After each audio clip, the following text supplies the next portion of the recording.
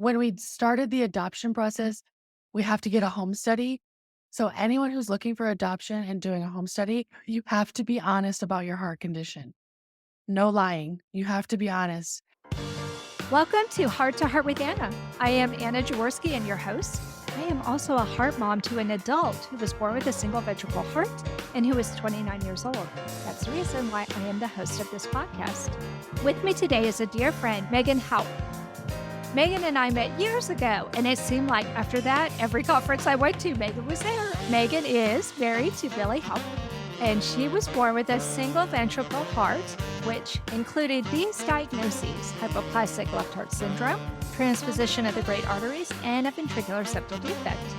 She has a Facebook page called My HLHS Story, and she's an advocate for the CHD community. I'm very excited to have Megan on the podcast today because she is beginning a new chapter in her CHD story. I have invited her to share that with me on the podcast. After our interview, Megan Tones and I will take turns reading essays from Chapter 3 and Chapter 4 of The Heart of a Heart Warrior. You can sign up to take part in a book study of Volume 1 on our website, babyheartspress.com. We'll be discussing the book Mondays from 5 to 6 p.m. Central Standard Time in the United States. We will discuss the book for the first 3 weeks, and in the fourth week will be a Jeopardy game where people can win prizes. All questions will be based on Volume 1 and what we discuss in the book studies. It's only $10 per session, and people are welcome to join any session. Now on to the show. Welcome to Heart with Anna, Megan. Thank you. I'm excited. I'm so excited to have you here. This is long overdue. I know. We have talked about this before. I don't know why we've waited so long, but I'm thrilled that you are here today because I saw a post on your Facebook page that made me jump up and down with excitement. You have a baby. So now you I have to tell do. me about your experience of becoming a mother. It actually started 2 years ago. We wanted to see if I could carry because I was never told as a kid that I couldn't. So we did all the testing and we actually got the okay to do so. Really? Yes, we did. And my cardiologist in Emory and in Boston both said yes, Wow. but it came back with, we don't know what's going to happen. Mm-hmm. And I have to stop all my medications. So that was terrifying. Oh, yeah. That would Very. terrify me. Yeah. Yes, so scary. So then we had the conversations, and my husband and I decided not to go that route Yeah. just because we don't know what's going to happen with me not being on medication. Sure. So then we thought we would do the surrogacy route. We had a couple people say they would do it for us, which was amazing, but it ultimately did not work out for any of them, which is fine. Everyone offered, and that was great. Mm-hmm. So then we finally took the last turn to adoption in June of last year. We signed with our lawyer, and then we got matched in September of 2023, and he was born January 2024. Oh my gosh. So you got matched with somebody who was pregnant. It wasn't even like Yeah. they matched you with a baby that had already been born. No, yeah, she was pregnant, and she picked us to be the parents. Oh, oh my gosh. I actually have several friends who have adopted children, and it's quite a process to go through, isn't it? Very, very. They felt like they had to tell their entire life story within the Oh, yeah. paperwork that they had to fill out. So, what kind of information did she have in which she knew she wanted to choose you and Billy? On our profile that they showed birth mothers, it was just about what we do for a living, what we like about each other, why we got married, how we met, what do we do in our spare time, what does our house look like, do we have any pets? Just those kind of things that you don't really know too much about a person. I didn't even put that I had a heart defect on my profile. Our lawyer said not to, just to say that I was not able to have kids on my own. And that way it's not like a bunch of questions from the birth moms. Yeah, that makes sense. Because it's not like your heart defect prevents you from living a regular life. You have a very normal life. But I think you're Yeah. smart that one of the reasons why you'd have such a good quality of life is because of your medications helping you to live the best life you can. So I Definitely. understand why you were afraid to stop taking those for, gosh, 9 months. That's a long time. Yes. That's a long Yeah. time. So it sounds like it wasn't even hard for that mother to say, oh, this is a couple that I want to raise my baby. Yeah. It was really nice. And we actually got to meet her when he was born. Really? Yeah. Okay. So are you going to let the birth mother be part of the baby's future? She chose not to. In the state of Florida, it's all up to the birth mother and what they want. So she did want to meet us when he was born.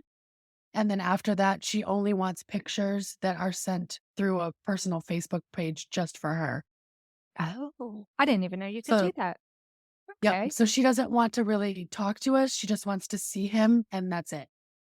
Well, I understand. Choosing Yeah. adoption for your baby has got to be a really difficult decision, but it's such a Yes. loving decision. Uh-huh. It's such a loving decision to go ahead and carry that baby to term, even though you know it's not the right time for you to have a baby and to want the best for your baby. So you find a couple that you know will love that baby. I think it's a very selfless thing to do, actually. Very. And we're so thankful for her. What did you think when you met her? Does she look like either one of you? No, she does not. She is Guatemalan. So he is Guatemalan and half Mexican. He's a cute little baby, though. He's so He is adorable. so adorable. Oh my gosh. You know, I'm a grandmother, so Yes. I'm kind of a sucker for little kids. And oh, I bet your parents are over the moon. Yes, it's the first grandbaby on my side. Oh, how lovely. Now, do your parents also live in Florida? No, they're actually both up north. One is in Michigan and one's in Ohio. Oh, they have the same situation I do. They have a grandbaby in Florida and they're far away. I'm over 1,000 miles away from my grandbaby and it's so hard. However, there is Snapchat and FaceTime, and I Yes. am thankful that we have that way that we can still talk to each other and still see each other. So that makes it special. Yes. Have they already come to Florida to visit with the grandbaby? Yes, my dad came down a week after he was born, and then my mom was just here this week. Oh my gosh, how exciting. So, no Yes. problem with them bonding with the baby, I imagine. Not at all, not at all. Oh my goodness. And what about Billy's family? His mom actually lives here, so she is around, and then the rest of his family's spread out all over. So, will his mother be able to help you some with the baby? I've been on maternity leave since he was born. I actually go back to work on March 4th, and I'm really upset about it. But we actually have a home daycare that he's gonna be going to. That's good. Is it near your house? Oh, yeah, she's 10 minutes from me. Oh, that's awesome. So, you're Yes. a working mom. Yes. Do you work full time outside the home? Yes, I do work full time. That's going to be rough. I know. Even just thinking about it today, I'm like, I don't wanna go back. I know. What is it that you do, Megan? I work with children on the autism spectrum, so I do one-on-one therapy with them. Okay. And Yes. now that you said that, I remember you saying that you worked with special kids. So Yes. I know it's going to be hard to leave your little one, but there aren't that many people who do what you do. I know. You're so I know. vital. You're so vitally important. Oh, my heart aches for you. I know you're going to make it work and you have a mother in law nearby, so that will help out too. You already found a great daycare. It sounds like you're getting all your ducks in a row. Definitely, definitely. What advice do you have for other women who have complex congenital heart defects like you do, and they want to be a mother as well? I would say, honestly, do the testing. Even if you think it's a no, just to see what they say. Because I went in thinking, "Oh, it's gonna be a no automatically."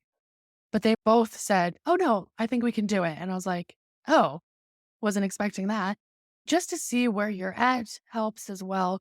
Because I had to do stress tests, blood work, all of the tests to see if I could do it, and I passed everything with flying colors, which was great, but the whole medicine part is what really stopped us. And if you are a no to getting pregnant, explore the other options. I have a friend who does have now almost 2 kids. One is on the way, and she used a surrogate. And I know plenty of people who have adopted. There's a lot of different routes to take to be a mom. There are, absolutely.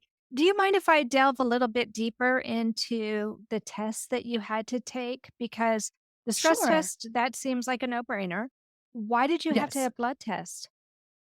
They just wanted to check the levels of everything just to see what could possibly go wrong or what would add on to things.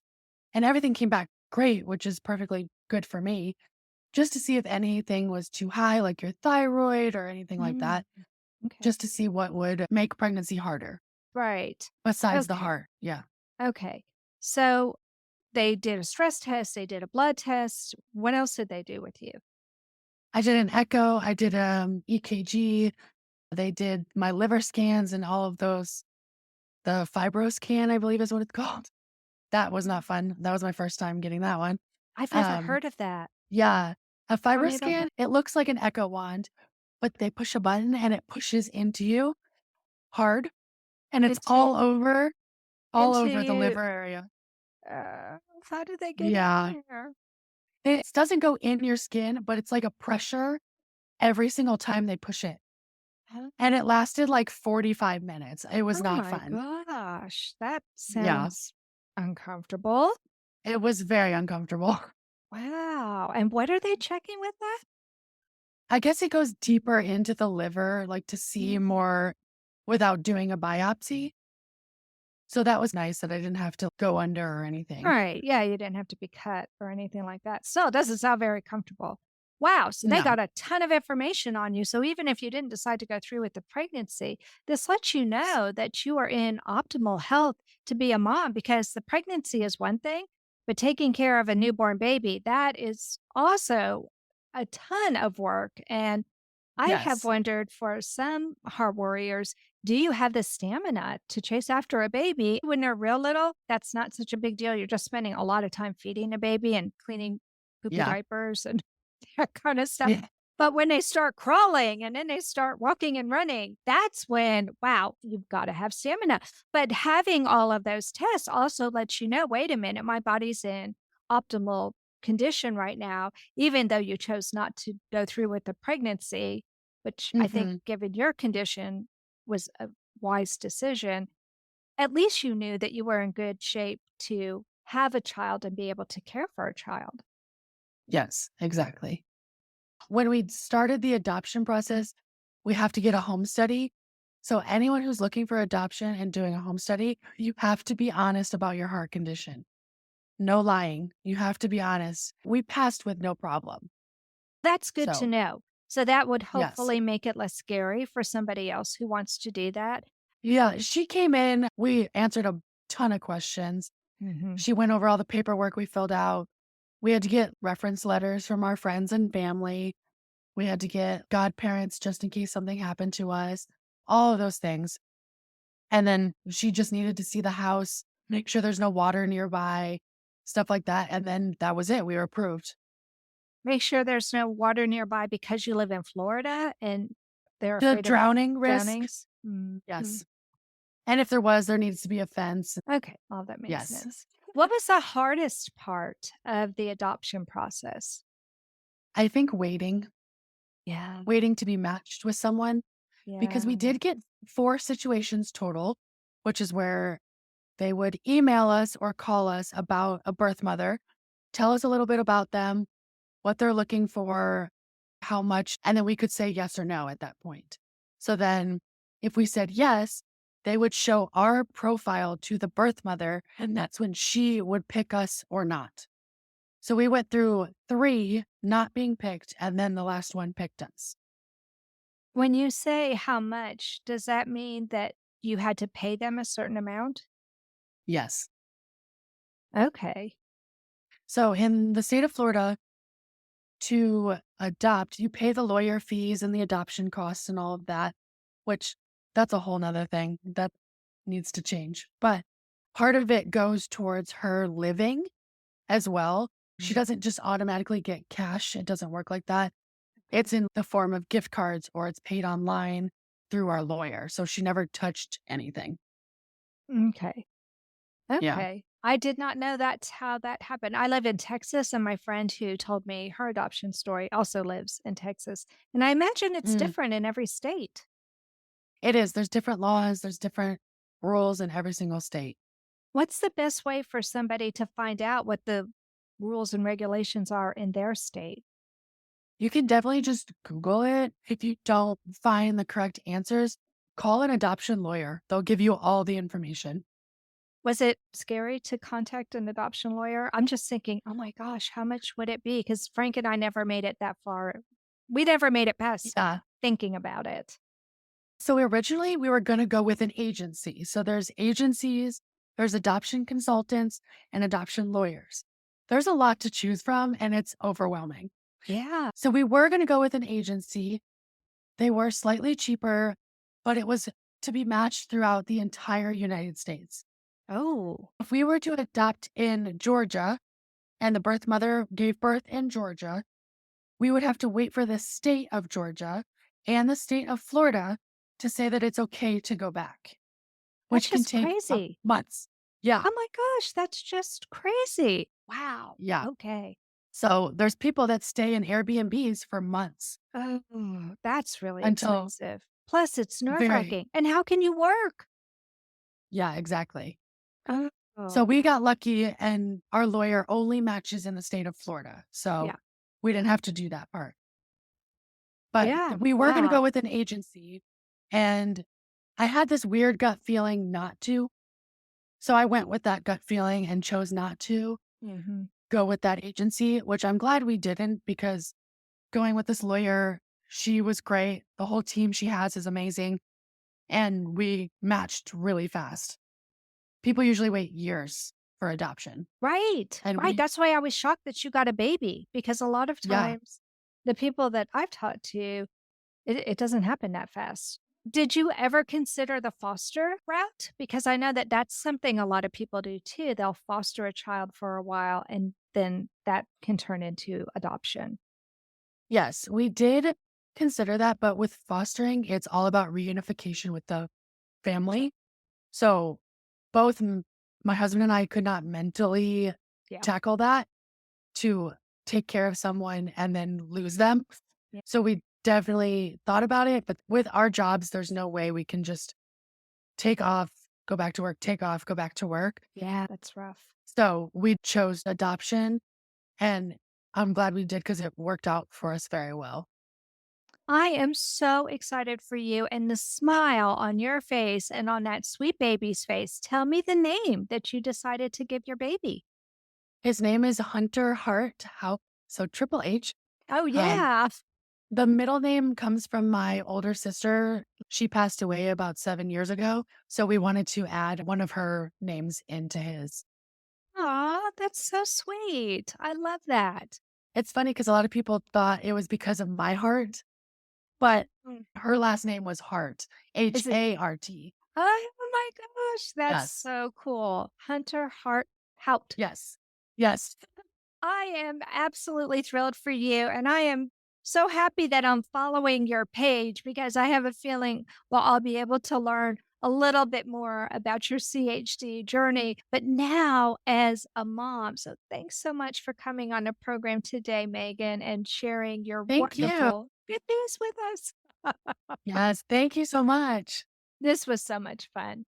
That concludes the interview portion of the podcast. We'll take a short break, but when we come back, we'll have a chance to hear my co editor, Megan Tones, and me read from our new book, The Heart of a Heart Warrior, Volume 1 Survival. Today, you'll hear us finish reading Chapter 3, and you'll hear us read Chapter 4 in the conclusion. This content is not intended to be a substitute for professional medical advice, diagnosis, or treatment. The opinions expressed in the podcast are not those of Hearts Unite the Globe, but of the hosts and guests, and are intended to spark discussion about issues pertaining to congenital heart disease or bereavement. You are listening to Heart with Anna. If you have a question or comment that you would like addressed on our show, please send an email to Anna Jaworski at anna@hearttoheartwithanna.com. That's Anna@hearttoheartwithanna.com. Now, back to Heart with Anna. Journal entries by Alicia Lynch. Tachycardia, June 21st, 2010. Is it okay if I lie down? The flutter in my chest started about 5 minutes ago. I ignored it, thinking it would go away in a few minutes, but now I felt lightheaded. My friend Katie is understanding, despite only telling her about my heart condition once a few months back.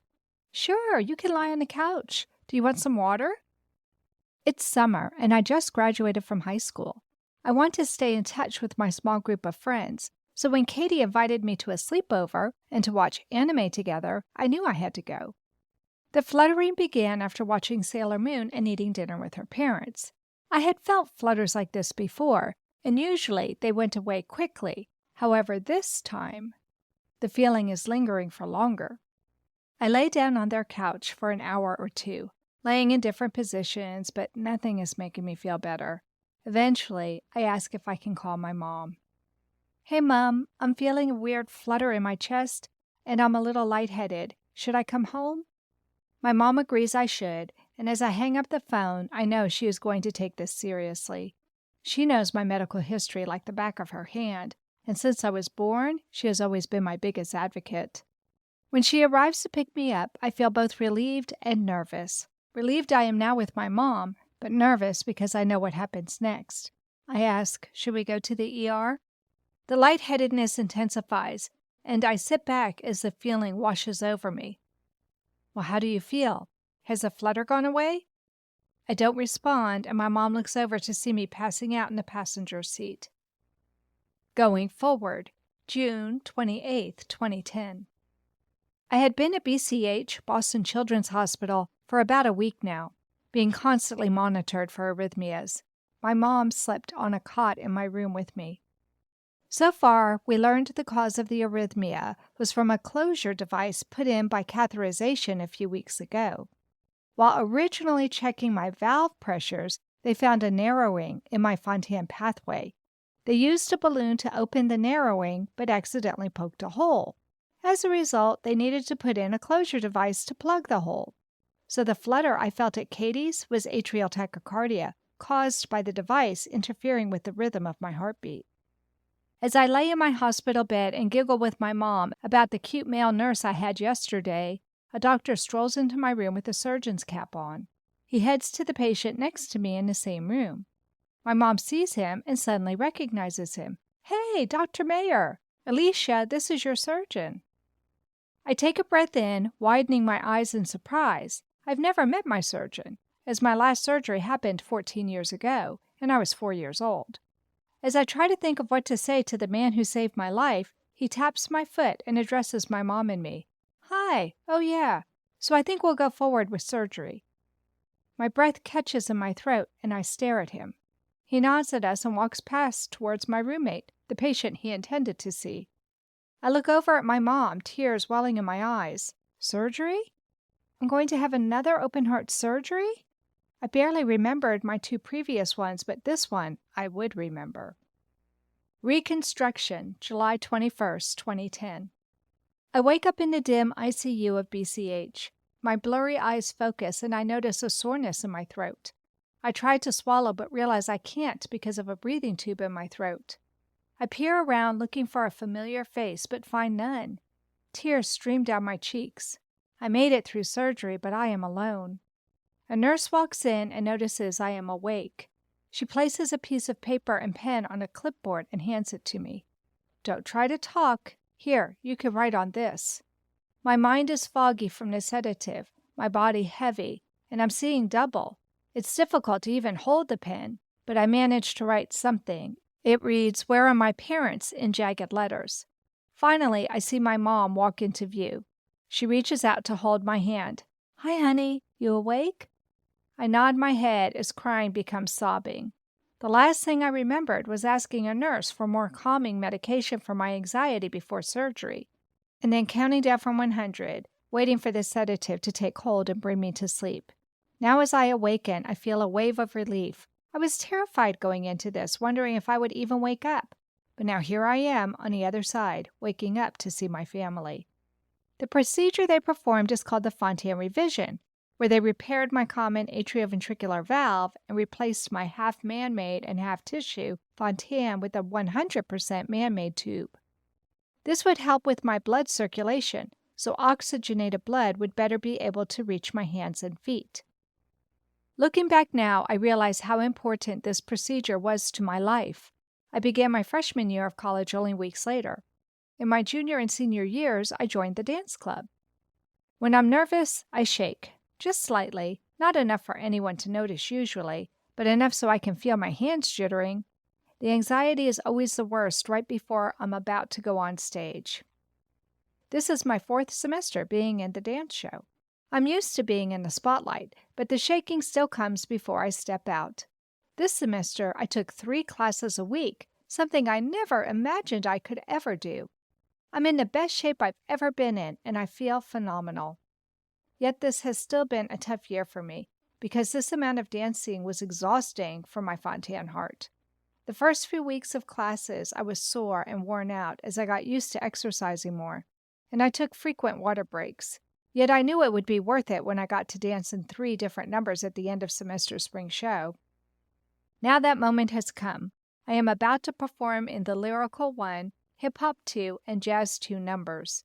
Behind the curtains, I stand in a red sequin tank top and spandex dance shorts. I take a few deep breaths, trying to calm my nerves. The intro to Toxic by Britney Spears plays on the speakers, and I step onto the stage smiling. Alicia Lynch was born July 3, 1992, with a single ventricle and heterotaxy. Her hometown is Pepperell, Massachusetts. Alicia enjoys yoga, and during the pandemic, she even led her family in virtual yoga workouts. A fun fact about Alicia is that she collects unicorn knickknacks. Journey to Egypt by Meagan. I gripped the railing with both hands and hauled my body up the steep stairs inside the Great Pyramid.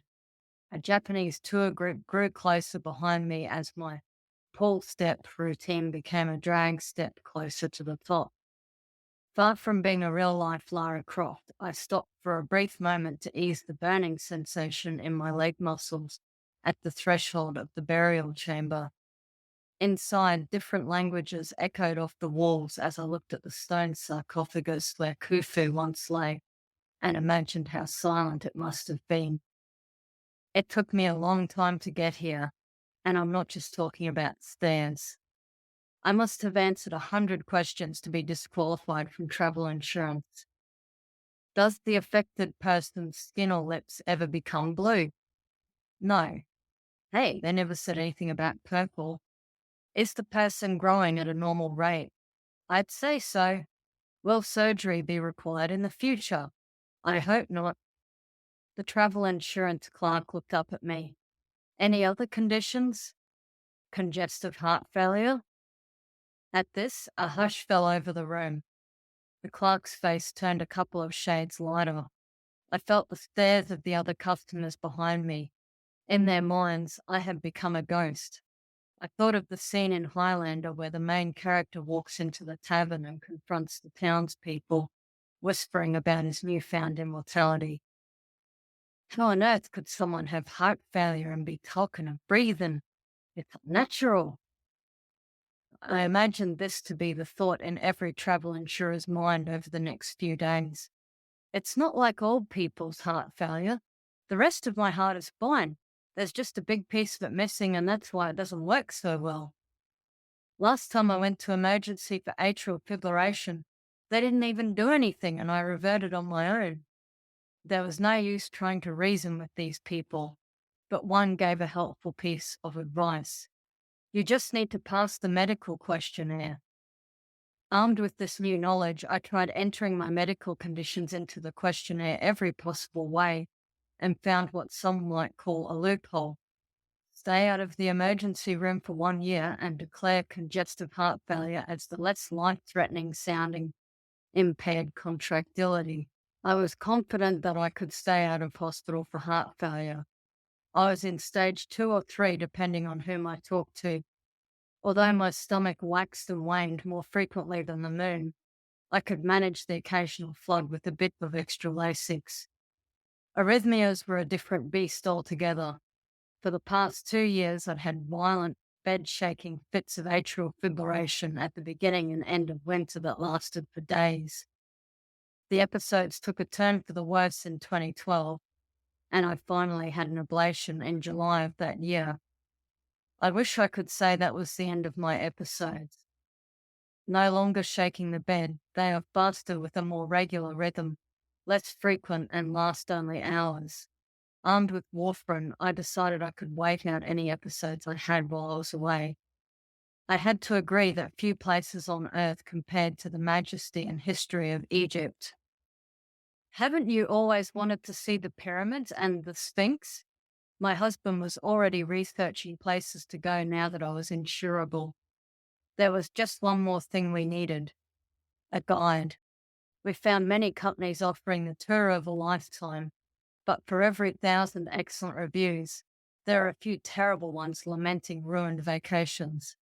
Unsure, I contacted them one by one, listing my conditions and requirement for a low-sodium diet and access to blood tests. The replies came back: "We think our tour would be too strenuous for you. I don't think we could meet those requirements." These rejections led us to a small company by the name of Real Egypt. Unlike the other companies, the owner, a man named Samir Abbas, met with us on Skype and listened patiently to all of our requirements. "I treat my guests like family. I will never take you anywhere that I would not take my wife and children," he said. I was astounded to see visits to pathology clinics for INR tests slotted amongst the trips to temples and museums. He would also take a satellite phone on our desert tour in case of an emergency, warn me about salty foods, and make sure I drank enough water. Finally, the big day came. We said goodbye to our families, who hugged us like they would never see us again, and I squeezed my feet and legs into DVT stockings. The last time I wore these, I was recovering from a mitral valve repair. This time, I was embarking on a 24-hour flight to Cairo. The airport in Cairo was very relaxed, given all the strife we had seen in the news. Security ignored us as we took our bags and walked down a mosaic-lined hall to meet our driver. I scanned the signs and saw one that read, "Mr. Meagan Tones." "Close enough," I said to my husband. Outside, we met Samir for the first time. We were familiar with his mix of knowledge, humour, and calm, but not his size. I imagined that he would have to duck and turn sideways to go through a door. These traits came in handy many times when the touts became too aggressive, and even on the odd occasion when I needed practical help.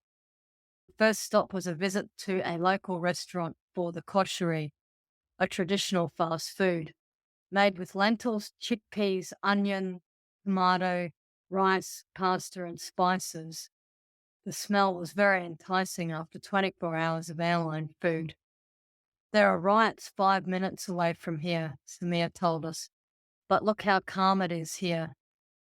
I gazed around at the families talking and eating, some women wearing headscarves and others not, and at the cook flipping a fresh batch of koshery on a gigantic hot plate.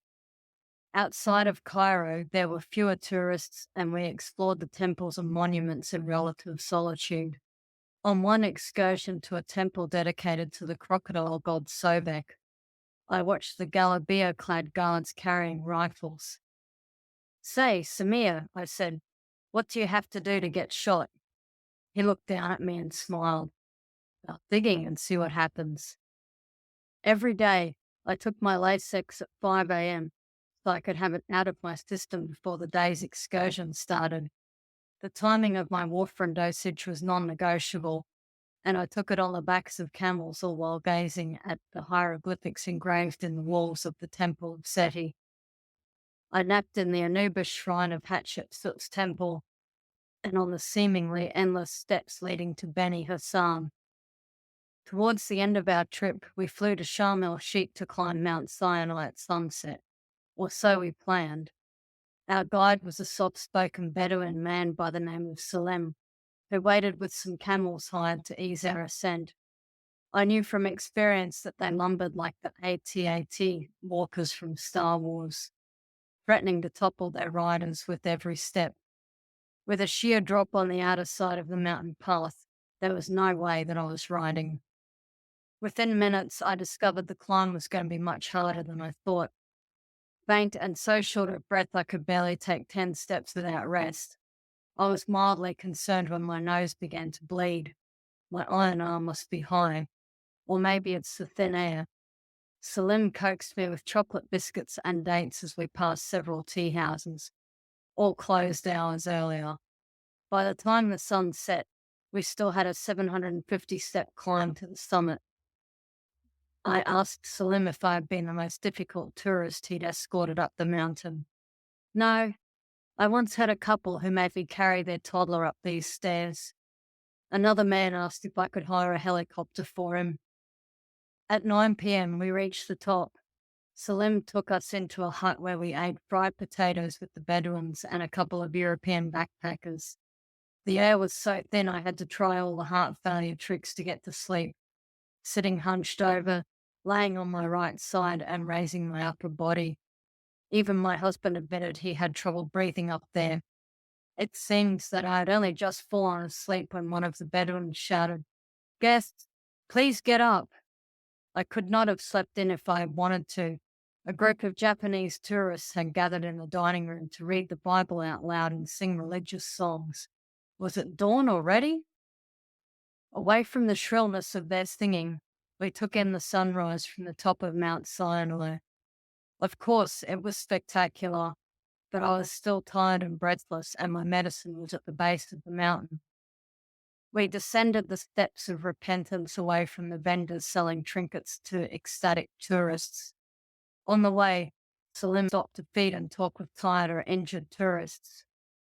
That climb up Mount Sinai was pretty dangerous.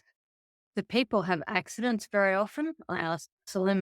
Oh yes, they have accidents, and sometimes they die. Really? What happens? Do they fall? Oh no, they have heart attacks. I was glad I didn't know that before I started. Although it is impossible for me to pick a best memory or a favorite place in Egypt, two places come to mind before all the others. The first was the Diaz Museum in the Farafra Oasis. Built by a local man from desert materials, the museum showcases the artist's love and concern for his homeland. I felt awed and humbled walking inside Badia's creation and was fortunate to meet the man himself. The other was Siwa Oasis, 4 hours out of Cairo, a peaceful place with a culture and language of its own. Many of the buildings were made entirely of sand. We were the only visitors at the Eco Lodge, and we bathed in the hot springs as the staff served some of the most delicious meals we had ever eaten. It was the trip of a lifetime, and I didn't need the trip insurance even once. Meagan was born in Brisbane, Australia in 1983. She first caught the travel bug at age 6 when she travelled to the UK with her family for a vacation. Since then, she has visited a few countries for her research work, including China, the USA, Fiji, and Vanuatu, and travelled to Japan with her husband.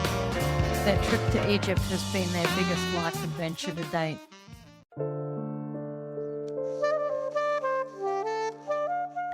Heart to Heart with Anna is a presentation of Hearts Unite the Globe and is part of the Hug Podcast Network. Hearts Unite the Globe is a non-profit organization devoted to providing resources to the congenital heart defect community to uplift, empower, and enrich the lives of our community members. If you would like access to free resources pertaining to the CHD community, please visit our website at www.congenitalheartdefects.com for information about CHD, the hospitals that treat children with CHD, summer camps for CHD survivors, and much, much more. Chapter 4, CHDs around the globe. Congenital heart defects are the #1 birth defect around the globe. As an American, this is meaningful, but it wasn't until I was communicating with people all over the world that I realized the significance of having health care just a car's ride away. When I was putting together the book The Heart of a Mother, there was an essay by Helen Ng, which I absolutely loved. While almost all of the women who wrote for that book were not professional writers, Helen was. She was from Singapore. Her essay was noteworthy because it talked about her family's need to travel from Singapore to the United States for care for her son, Payson. But when Meagan and I started dividing the essays into chapters for this book, we discovered something amazing. We actually had stories about people who immigrated to other countries, and they shared what that meant for the health care they received in their new homes. When Lisa Colville came on my podcast, Heart to Heart with Anna, I told her at the end of our recording that I would love to do a program in Vietnamese. We had done several podcasts in foreign languages. She told me she didn't know another person from Vietnam with a CHD. I knew there had to be others, but in thinking about it, I didn't recall any Facebook friends from Vietnam either. Thus began our search. The result? We found Amy M. Lee, thanks to the Vietnamese Boat People podcast. I did not know how discovering that podcast and meeting Amy M. Lee would change my life forever. After reaching out to Amy, I discovered a woman with an amazing story and a genuine friend. Since meeting her, she and Jenny Muscatel helped found the Heart Community Collection with me, and we've worked with Jenny on the CHD magazine. Her essay, Find Your Fierce, will help you understand why she is a force to be reckoned with. I completely misread Ellen Banoob when I first met her online. I thought she was a quiet introvert. Since she became a volunteer with Hearts Unite the Globe, I've discovered that she's actually a bubbly extrovert. In her essay, we learn about her passion for theater and how by acting in one play, she hoped for a miracle. Ellen shares with us how God doesn't always answer our prayers the way we thought they would be. Belen Altuve Blanton has used her heart defect as a vehicle for good. We are like two peas in a pod. Although I am not a heart warrior, I can identify with the quality of Belen's heart. Originally from Venezuela, she is an example of how no matter how far we move from our homeland, there is a bit of our homeland always present in our hearts. Belen has taken her love for the people of her country and worked some miracles. Moving to the United States has probably allowed her to do more good for the people of Venezuela than if she had remained home. I'm so glad she moved to the USA and even happier that she is my friend. Her essay shows how she is a friend to the CHD Venezuelan community too. Find Your Fierce by Amy M. Lee. In the summer of 1974, a woman gave birth to the bluest baby underneath the brightest stars and palest moon. Outside the four walls of her hospital room, a war raged on in the humid jungles of the Mekong Delta and concrete jungles of Vietnam.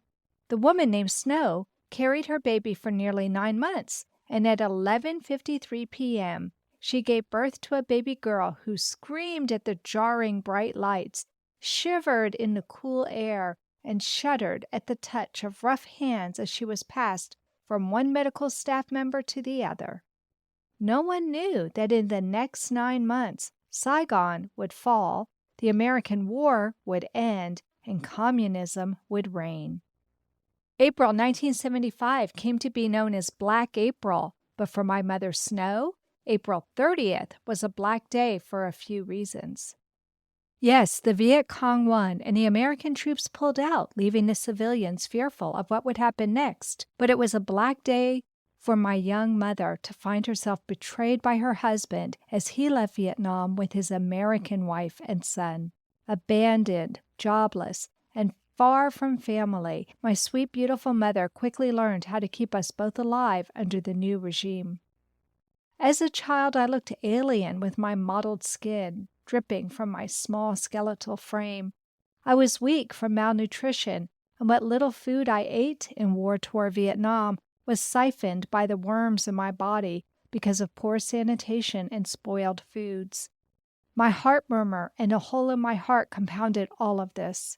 It would be 5 years before my mother learned that my congenital heart defect had a name, atrial septal defect. I fell a lot as a child, but not because I was clumsy. I cried a lot too, but not because I was colicky. My body was too frail to keep up with my spirited personality and curious mind. This frustrated me. From the time I was born until I was 3, Mama and family members constantly held me. It's a wonder I learned to walk at all or learned the meaning of independence. Cousins watched me like foxes on a chicken prowl to make sure I didn't escape, otherwise a whipping was in their immediate future. Aunties squawked over what I ate or did before I could put anything in my mouth or dash for the door. The only thing more suffocating than the thick tropical air was my family's fussing to keep me alive. My only reprieve was when I was in the care of my male relatives and their friends. I got a sip of their beer if I wanted to taste it. If I wanted to wrestle with our chickens, it was free entertainment for them. If I wanted to climb a tree, they'd say, "Please get the fruits up there for dear uncle, won't you?" It wasn't safe outside with the Vietnamese soldiers flexing their military muscles, which looked a lot like AK-47 rifles, but that didn't matter. I wanted to run, to play, and to be normal. When I was 5, after several attempts to escape Vietnam for fear of persecution and starvation, my mother managed to sneak us out of Vietnam along with her 17-year-old nephew and 40 other boat refugees. She had one mission, and that was to safely get us to freedom so that I could have a life-saving operation to fix my heart and patch the hole that was my Achilles heel. Time was ticking as the doctors predicted I would not live to see my 5th birthday. In 1979, after 4 years of living in fear, risking imprisonment to sell goods in the black market, and fighting to find food day by day, my mama upped the ante. We clandestinely ran from our repressive government in the dark cover of night and boarded a small shrimping boat with other refugees. My cousin Tree was in charge of making sure I didn't die. He was always watching over me, touching me, and carrying me. Fear was in his eyes. Adventure was in mine. Adrift for 5 days in the South China Sea, I saw the most alluring sunsets where the sky and water rendezvoused on the distant horizon.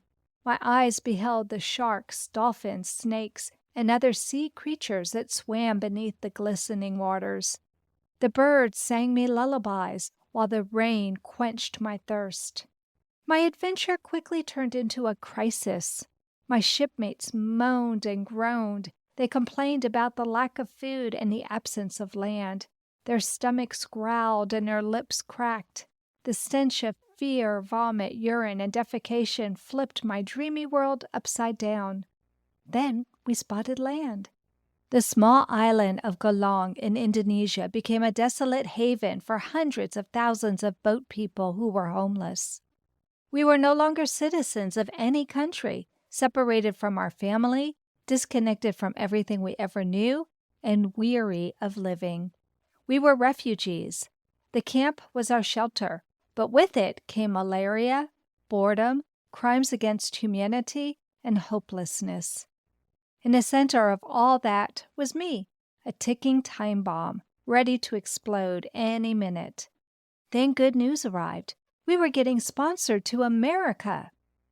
Shortly after my 6th birthday, 5 months after arriving in America, they rushed me to Seattle Children's Hospital, and I had open-heart surgery. I collapsed as a laggard and awoke as a hustler, energized to start school, learn English, make friends, play sports, and be an all-American kid. I always came in last running the mile at school, but my heart did not stop me from finishing the run, making the volleyball and badminton teams, playing football, foursquare, and dodgeball, climbing ropes, or jumping off a diving board. Our voyage across the ocean was tantamount to the surgery Dr. Dale Hall performed in 1980. He was a triple board-certified doctor who specialized in valve repairs. Finding him was winning the lottery. Without great risks, there are no miracle rewards. While my 6-inch scar initially held me back from feeling confident in my skin, it didn't prevent me from blossoming into the heart warrior I am today. These days, I am an advocate in the Vietnamese and congenital heart defect communities.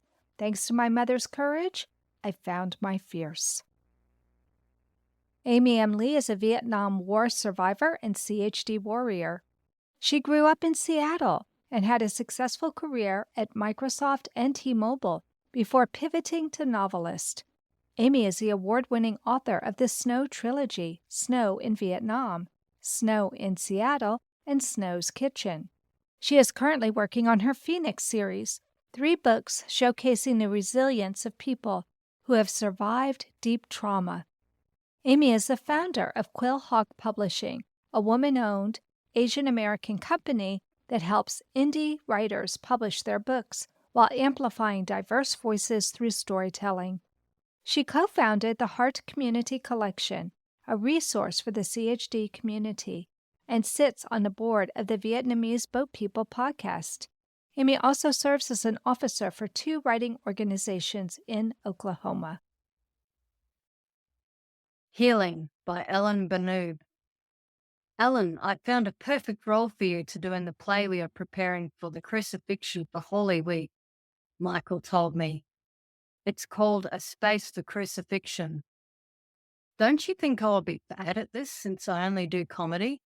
I am sure I cannot handle a play about the crucifixion, I said. Believe me, you will love this role. Something inside me tells me this role is just for you, Ellen, Michael said. So what is this role about? I asked. I thought the role might be the devil or someone evil. The woman who had a discharge of blood for 12 years, Michael said. I gasped. All my life I have been waiting for a miracle to cure my sickness. I longed to be a healthy person instead of a person with a complicated heart. Hyperplastic left ventricle with transposition of the great arteries, pulmonary artery atresia, and dextrocardia. I have a great feeling as I am sure the Lord will finally heal me, I said. I thank you for choosing me for this role. At the beginning of 2020, my church's acting team was preparing a musical for Holy Week. The play centered on some people that Lord Jesus met, the miracles he did, and his crucifixion. I prayed reverently and read the story multiple times. I meditated on the woman who struggled with bleeding for 12 years.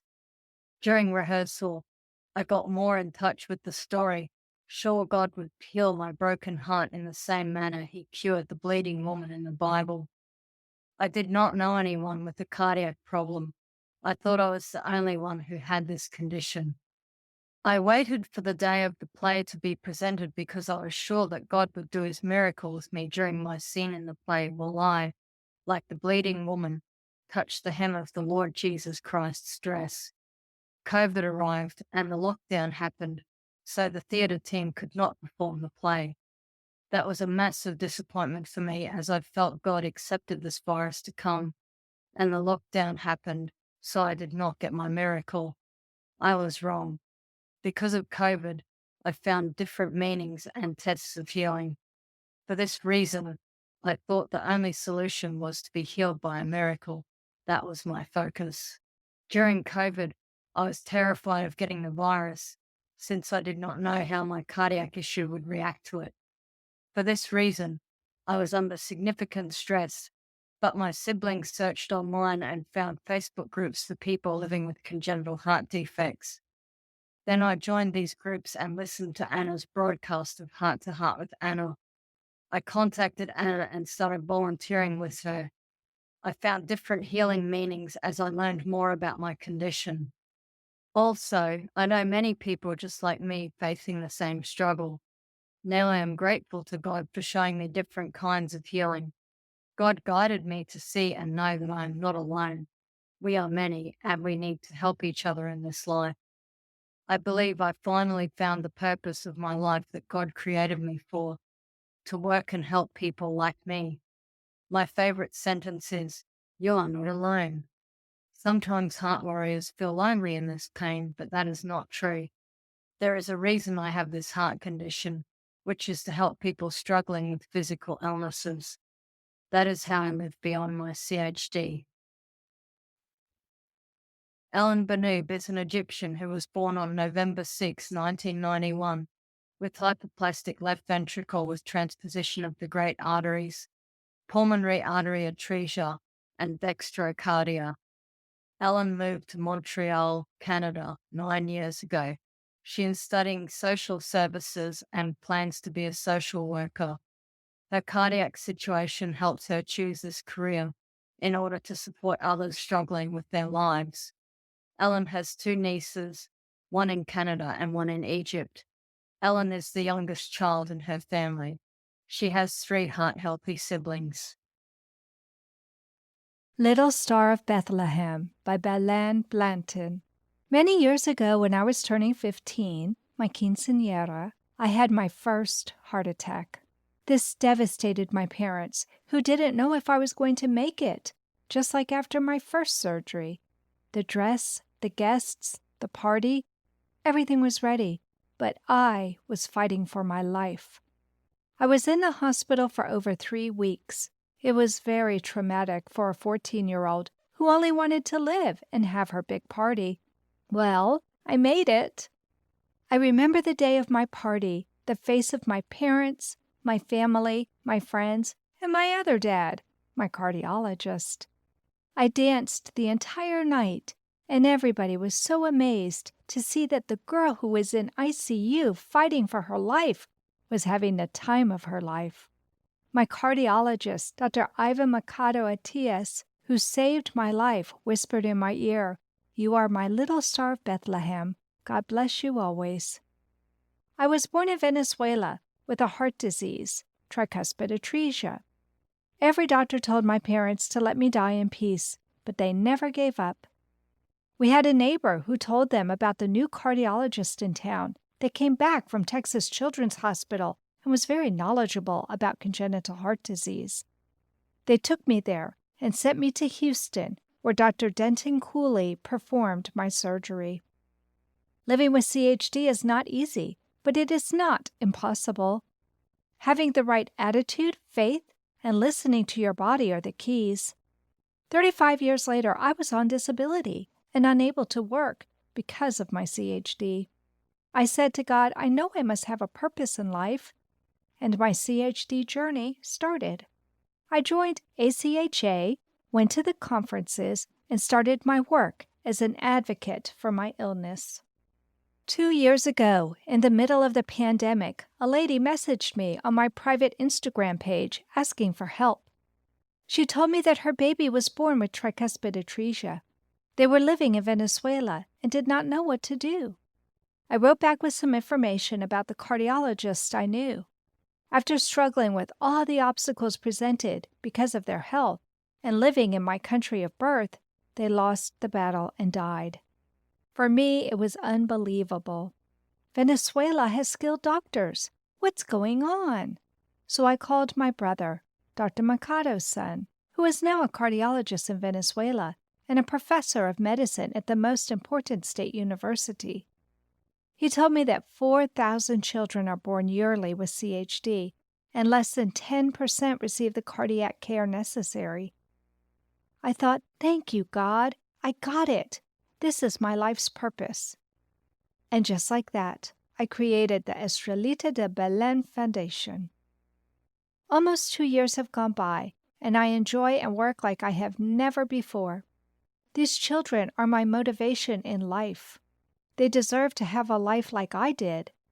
The most amazing thing is that 6 months ago, a mother contacted me because her 14-year-old was having palpitations and needed to have an ablation because of Wolff-Parkinson-White syndrome.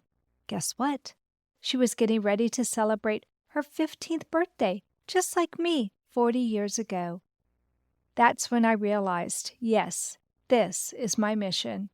Estrellita de Belén means Little Star of Bethlehem. Those were the words that my cardiologist whispered in my ear when he danced with me. Belén Altuve Blanton was born in Venezuela with a congenital heart defect. Her parents had her transported to Houston, Texas, for life-saving surgery at 6 months of age. In 2015, Belén became a member of the Adult Congenital Heart Association. Realizing the plight of those with CHD in the USA and Venezuela spawned a desire for Belén to do more for others.